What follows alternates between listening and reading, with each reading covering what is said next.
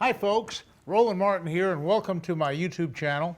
And today I'm going to give you some real good information on frog fishing.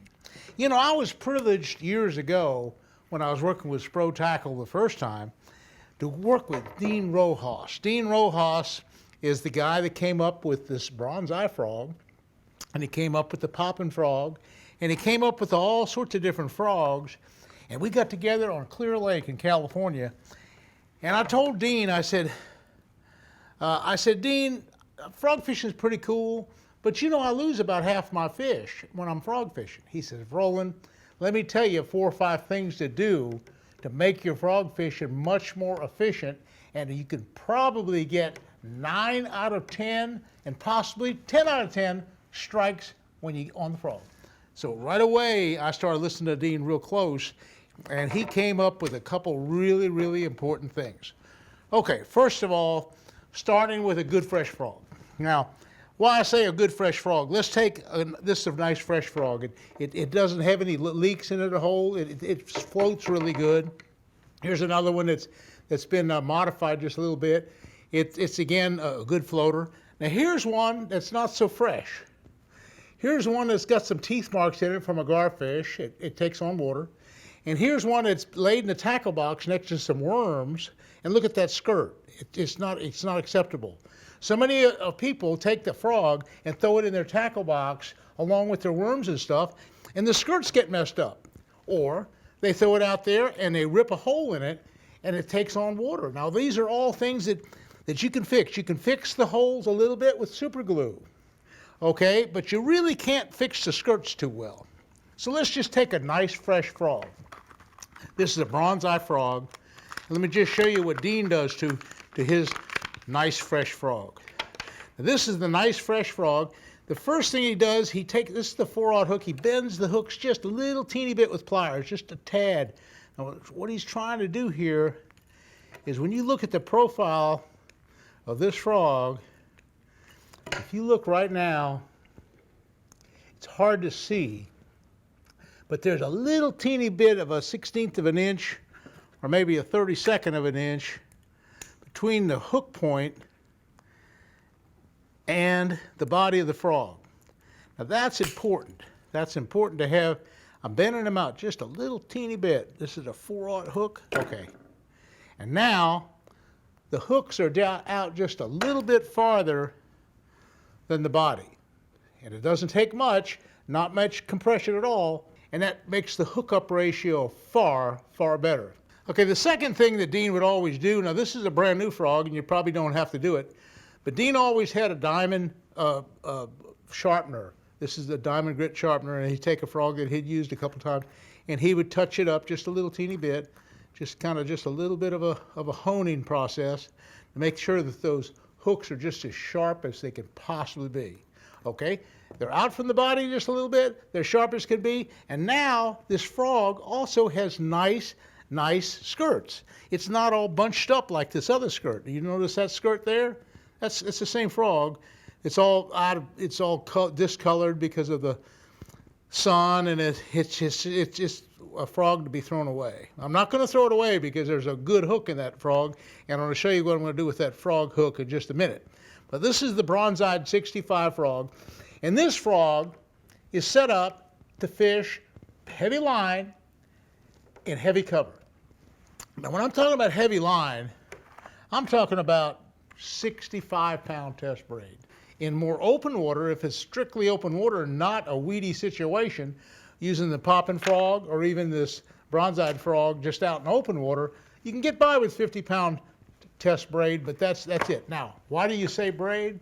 Let me just tell you, all the frog guys, Ish Monroe, myself, every single frog guy in the whole world, Dean Rojas, we all use braid. Braid is 100% what we use on our frogs. No monofilament and no fluorocarbon. One reason about fluorocarbon, why you'd not use fluorocarbon, it sinks anyhow. So you don't want the line to be sinking. So if it were in open water. But no, you do not use anything but braid. Braid is the deal. Okay, now let me just talk real quick about the hooks. Now here's another combination. This is another frog. This is the first frog I showed you was the bronze-eyed frog, 65, and it's great for heavy cover. It's 65-pound test line coming across the lily pads and really heavy things. Now here's another frog. This is the popper 60. And notice the hooks, look at the hooks again. So often I'm taking the popping frog, this pop 60, and I'm throwing it to the edges of the hyacinths, to the edges of the hydrilla, the edges of the boat docks, and I'm skipping it underneath the willow trees, but it's not the thickest cover in the world. It's kind of open water. In this particular rod, let me just show you what I have. I do have 50-pound braid. Now, there's another thing that you have to watch for. On the front end of the frog, if you use them much, on the front end of this frog, there'll often be it'll tear. The plastic will tear, and it'll be hard to see. And if you peel it back real hard, you'll see a little opening. It'll just open up. Now this is a good frog. There's no tears to this plastic. Almost have to replace the frog, but you can go to super glue. And here's a super glue right here, or a crazy glue. And I can repair some of the smaller holes if it's not ripped up too bad, and any holes from a garfish or a pike or any kind of other toothy critter, or mudfish. Any of these kind of fish have teeth, and they'll kind of cut through the body of the frog. So you want to fix those holes as well. But a new frog is better than a frog that's been fixed.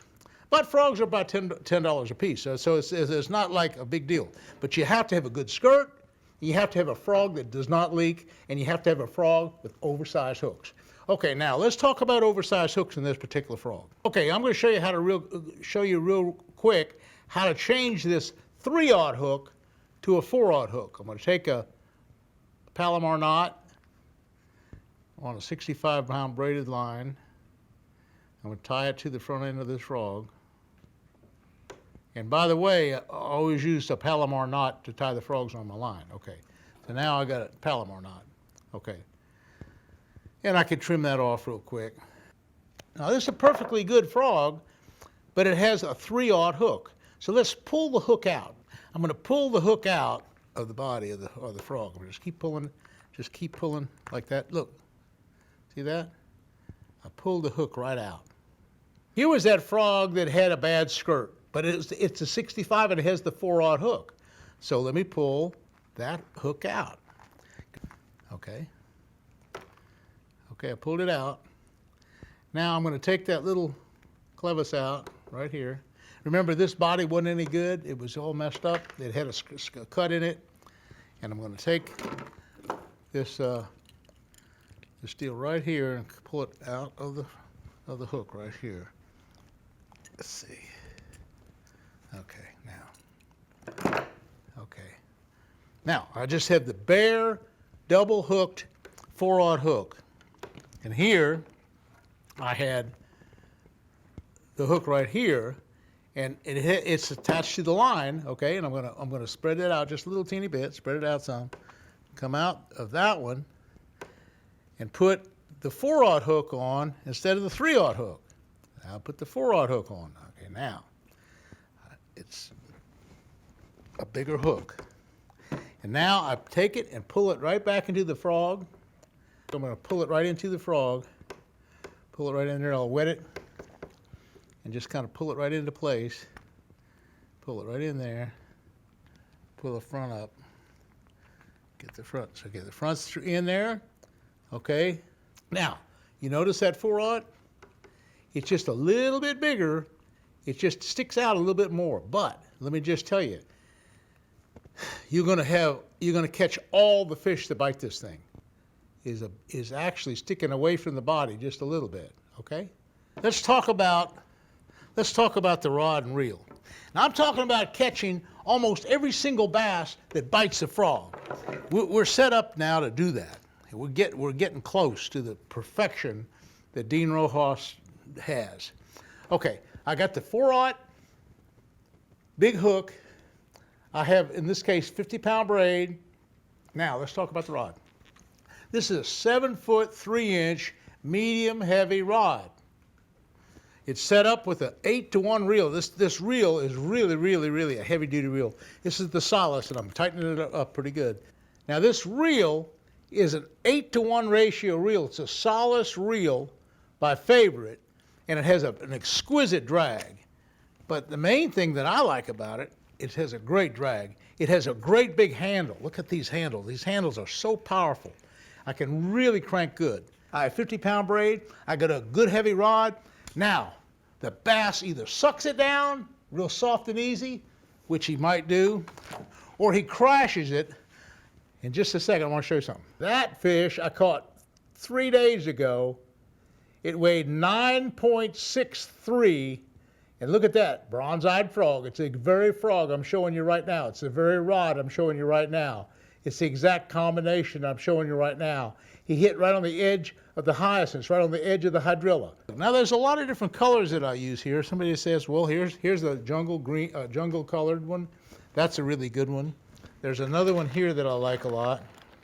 That color here, it's kind of a gray. And I don't have one. I guess, yeah, here's one right there. That's the gray, that's the jungle model, and here's the black model. Again, when you get them out of the box, they got the 3/0 hook, so you have to change hooks, or you can bend the hook out and kind of get by with it a little bit just by bending it out. But I would suggest you take and get the next size bigger hook. Hey, thanks for watching my YouTube. I hope I've taught you a few things about the finer points of frog fishing, because it's a really deadly way to catch fish. Don't give up on it. If you're not catching 8 or 9 out of 10 strikes, you're not doing everything just right, but you can do that. Okay, folks, thanks for watching. We'll see you again soon. Thank you.